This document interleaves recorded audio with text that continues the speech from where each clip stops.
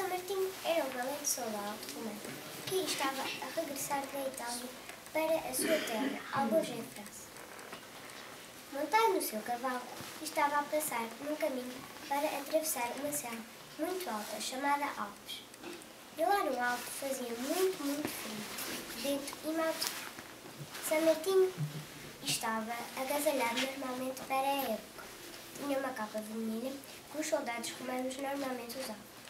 De repente, aparece-lhe um homem muito pobre, vestido de roupas já velhas e rotas, cheio de frio, que lhe estendeu a mão suplicante e gelada. Senhor, tenho frio. Quem és tu? Eu sou um mendigo, senhor. Infelizmente, São Martinho não tinha nada para lhe dar. Então, pegou na espada, levantou-a e deu um golpe na sua capa. Cortou-a ao meio e deu metade ao mendigo.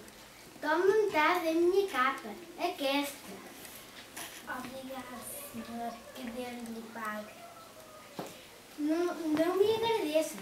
Segue o teu caminho e protege o teu frio.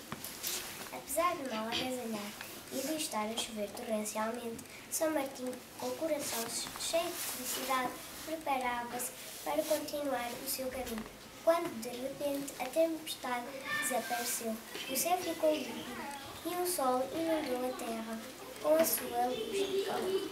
Desde aí, para que este ato de bondade nunca mais ficasse esquecido, todos os anos, nessa época, o frio e as nuvens desaparecem por uns dias, dando lugar a um sol radioso e quente. É o chamado verão de São Martinho.